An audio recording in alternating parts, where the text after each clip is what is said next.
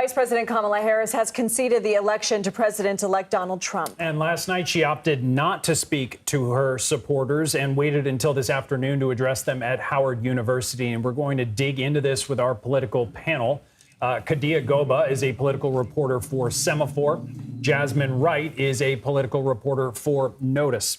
And Jasmine, we'll start with you. You attended last night's election watch party for Harris supporters at Howard University, wrote about it for NOTUS. What was it like to be there? Yeah, well, at first when I got there, it was kind of a raucous party. People were dancing, the DJ was playing music, and people were really prepared to welcome who they hoped would be President-elect Kamala Harris. But right after midnight, maybe a little bit before, things started to trend downward, becoming more somber. It was after North Carolina was called. You heard kind of a large gasp in Howard University, her alma mater's yard. And then when Georgia was called, they turned off the audio. It was after midnight when Cedric Richmond, the campaign co-chair, came out and basically dismissed people. Already people had been leaving, but it really was a somber, really sort of tragic event where people in real time, you could see them processing what was something that they had hoped wasn't going to happen, which is that Vice President Kamala Harris wasn't going to be the next president of the United States. Processing that's continuing today and likely well into the future. Kadia, you've been following Democrats closely throughout this election season. What questions are they asking themselves today? I talked to a lot of Democrats in the House today, and some of them are just confused about what went wrong. I've gotten responses from, well, she was just the wrong candidate, or she just didn't have enough time, to some of the strategy was just off, and maybe she just didn't take advantage of some of the windows she had throughout the 100-day candidacy. So it's mixed messaging, but very somber. And, you know, unclear about, especially in the House of Representatives, where they go forward. How do they stop the Trump agenda at this point, especially when we're looking at a possible trifecta in the administration, between the administration, the House, and the Senate? And Kadia, before the election, you wrote a piece detailing how the Harris campaign had encouraged Latino Democrats to amplify the garbage remark that was made during Trump's Madison Square Garden rally. And exit polls now show that Harris did win more Latino voters than Trump, but Trump did perform better than expected, particularly among those Latino men. What do you think may have been behind that? I mean, I think we saw a growing sentiment among Black men and Latino men as early as spring.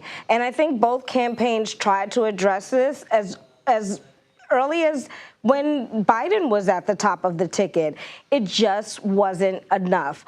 We saw explicitly people going out to Pennsylvania's 7th district, which the Democrat fell there, but there's a large population of Puerto Rican Americans, or Puerto Rican residents, and they, you know, while they were driven and while they came out, it just wasn't enough because of the counterbalance and the inroads that Trump has already made with Hispanic men.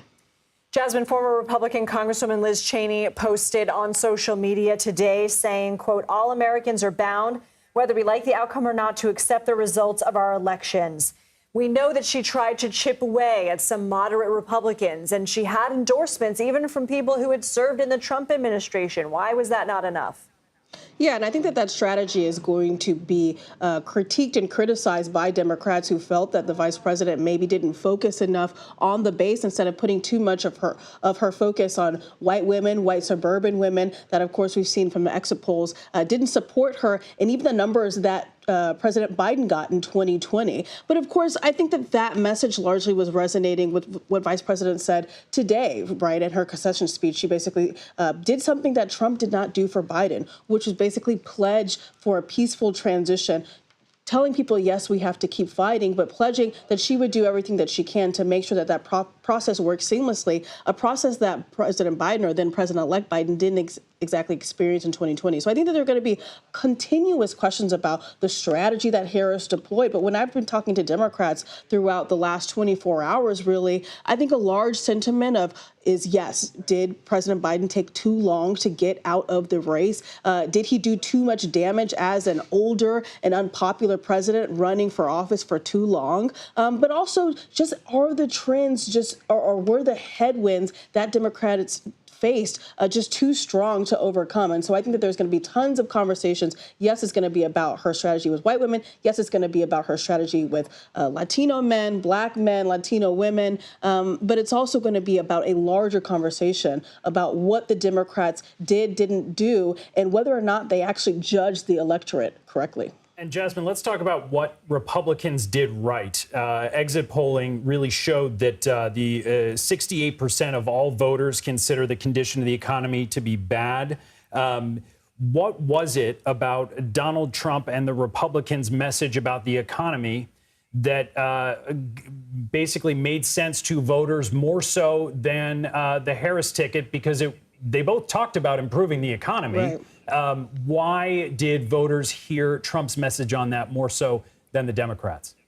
Well, I think Trump was offering kind of an olive branch to people who felt like this economic climate, even though at maybe a 3,000-foot level, it's working, and their pockets, it wasn't working. So he offered them an opportunity basically to take it all down and try to remake the American economy closer to what he potentially had in 2016. Now, I think you can argue whether or not he inherited a good economy from President Obama or what say you, but still he was offering people change. And I think what the vice president was offering after President Biden is that she was offering more of the status quo. Yes, she had plans about housing. She had plans about a Black men's economic opportunity, caregiving and all those things. But those are kind of issues around the edges. Really what she was offering is that I can work with you within the system to make your pockets better, while Donald Trump was saying, I can tear down the system that is not working for you. And I think that message was more appealing to people who continuously said in focus polls